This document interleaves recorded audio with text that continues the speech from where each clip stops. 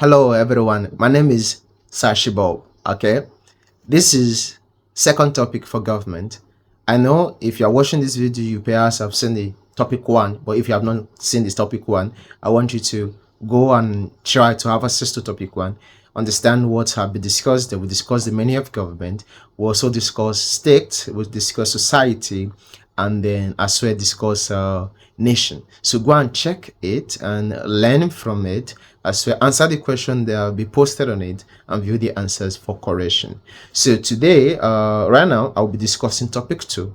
We have to do with the basic concept of government. Okay, we have plenty basic concepts of government, a lot of them. We have power, we have authority, we have influence, we have political culture, we have political socialization, we have sovereignty, we have democracy, we have aristocracy, we have plutocracy, we have gerontocracy, we have kakistocracy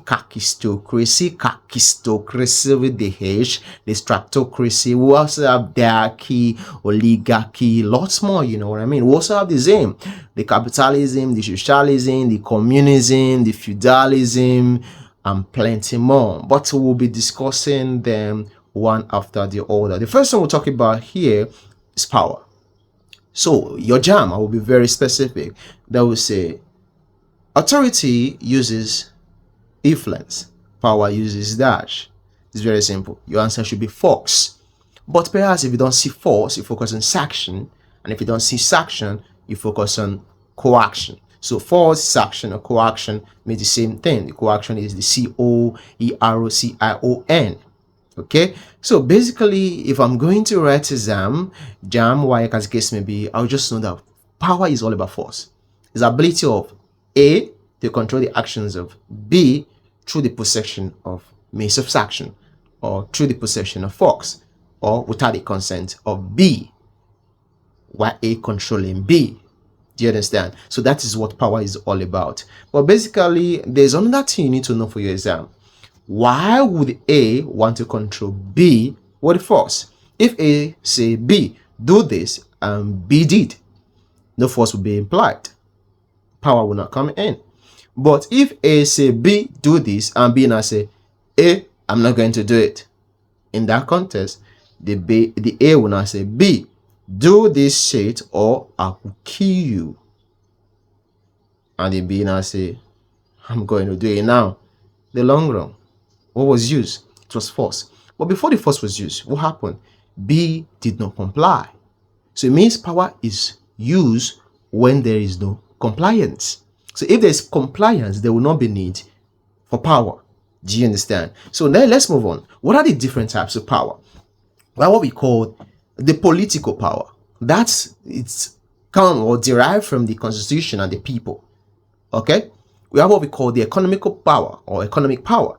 That is from the economic network or resources you have. Like Dangote, you know what I mean? But beside that, we also have the physical power. We also call that the naked power. That is power that is derived from your physical strength. You know, and I mean, I'm very lazy. Even some of you watching this video might have, be strong with muscles and can beat off my own shape. You check my muscle, it's kind of small, you know what I mean? But we also have another type of power, and we call that the military power. According to a Chinese man, they call this man Moasti Tong. He said this military power is that emanated from the body of a gun. This power, I respect this power, man. You understand? You don't even need to talk too much. When the gun is pointed at you, you just listen and obey. But this kind of power, they literally wanted to do what you were being asked to do, but you just did it anyways because you have no option. So these are different type of power. Don't forget the political power, the economic power, the physical power, and also the what's now the military power. So what are the sources of power? This was set in 2014 and 15 thereabout. We can be from the constitution, it can be from force or coup d'etat, which have to do with military, it can also do with economic network, it can also do with inheritance as well, it can also do with charisma, your exceptional characteristics or abilities given to you by God and all of those stuff. So that is what I want you to understand about power. But don't forget the name of the scholar who said military power is that emanated from the barrel of the gun. They call this man Moatse Tong. That is what I want you to know for power as far as your exam is concerned. The next basic concept I will talk about quickly will be authority. So what is authority? Authority is legitimate. It's a mandate, the right to use power. So we can say authority is a legitimate power. What do we mean by legitimate? It is recognized and accepted. It is lawful. You understand? So authority is recognized and accepted. So let's use an example now. A want to control B. With the consent of B, with the B recognizing it, with the B accepting it, it is called authority. But when A controls B, B say, I'm not going to recognize it, but B just did what A has asked him to do anyways because he have no option. That is power. So authority does not have to do with force, you have to do with legitimacy. You understand? So they'll ask you, authority and power, which of them is legitimate? It's simple. Your answer should be what now? The authority. So one of the great scholars that discuss authority is a guy called Max Weber. According to Max Weber, the authority involves three different elements or has three different sources. So one of them Max Weber talked about is the legal authority. That has to do with the legislature or the lawmaking body. So the authority derived from the legislature or lawmaking body is the legal authority. So the other one Max Weber mentioned is the traditional authority. That has to do with customs. Okay, so the authority from custom is traditional authority.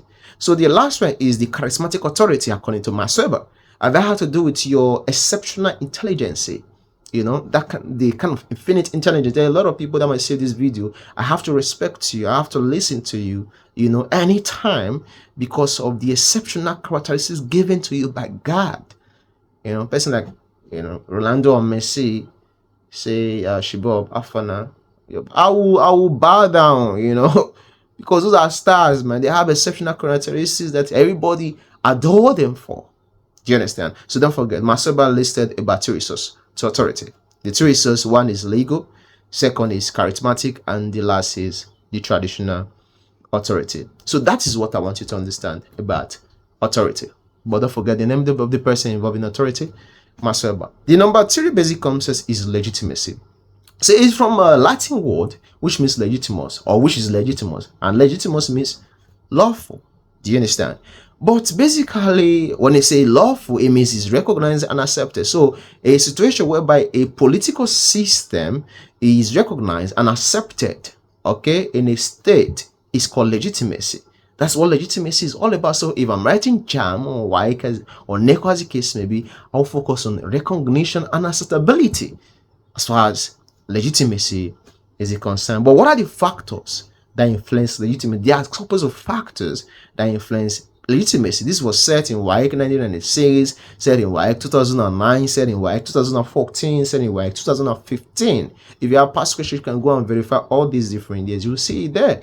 You know, so the factors that influence legitimacy, they will have what we call the popular support. You know, we also have what we call popular participation. Okay, we also have what we call the good governance. Those enhance recognition of laws and acceptance of laws in the state. We also have what we call the adherence to the constitution, even as well as the respect of fundamental human rights. So these are the factors that influence legitimacy.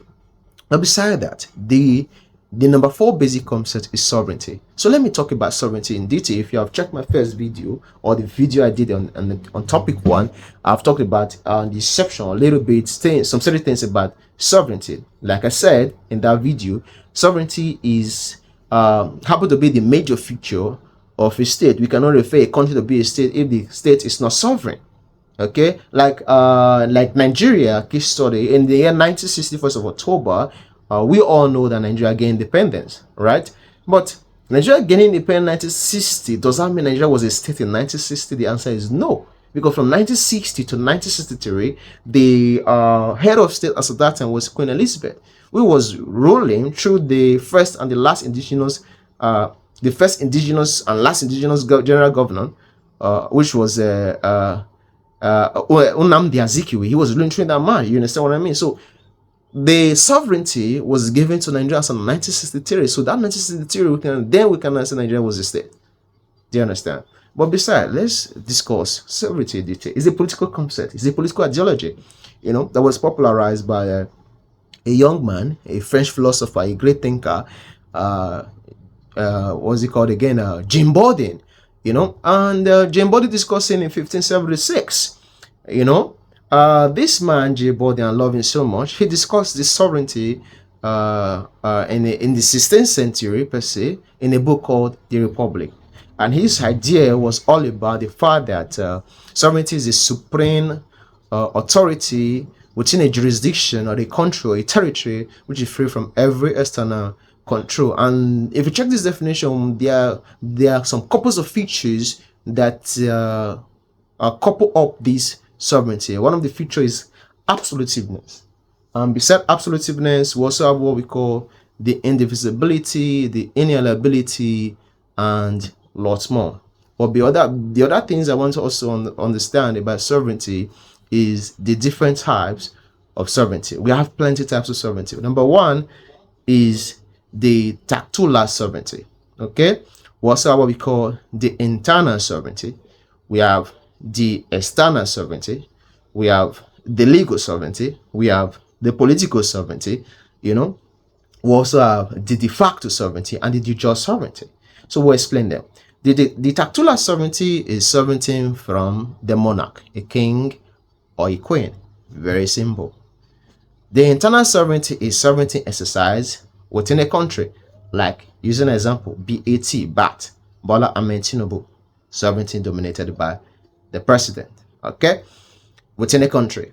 But the external sovereignty is sovereignty that is being derived from international organization. So let's use a perfect example. When this video was going on, the leader, or let me say the Secretary General of the United Nations Organization, were Antonio Guterres. Okay, he's from Portugal. And this Antonio Guterres from Portugal controlled the administration, day-to-day administration of about 193 countries in United Nations Organization. So here you have sovereignty, but the sovereignty was not given by Portugal. The sovereignty was given by the combination of the 193 countries. So that kind of sovereignty is dominating is from the international organization, not UNO. So that sovereignty, we call it the external sovereignty.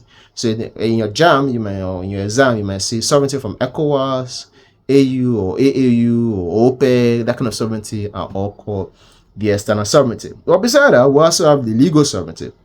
That is from lawmaking body, or the legislature. We also have the political sovereignty. That is from the people, the electorate, the voters, But for JAM's sake, you always focus on the electorate. So sovereignty from the electorate is called the political sovereignty. We can still call it the popular sovereignty as well. So beside that, we also have what we call the de facto sovereignty. Sovereignty that is derived from the use of force, coaction, or sanction. There's a great monarch at that time, or king, we call it Emperor Haile Selassie, and make use of force in his administration. You know what I mean? So we also discussed that under this section 2 or part 2 of government. We are seeing section A or part A of government. So beside that, we also have the de jure sovereignty. The de jure sovereignty is sovereignty derived from the law of the land. So these are the different types of sovereignty. So the other thing you need to understand about sovereignty is, where is it located at? It can be located at the military, unitary system, the federal state, or monarchy, as the case may be. But for JAM's sake, again, when they ask you which of the following is a major limitation of sovereignty, please, your answer should be the international laws. Okay, and sure you don't forget that. You will see that in your exam. So beside that, this is the another feature of or another basic concept of government you actually need to know. But we'll see up others, which I will discuss in my next video. Bless.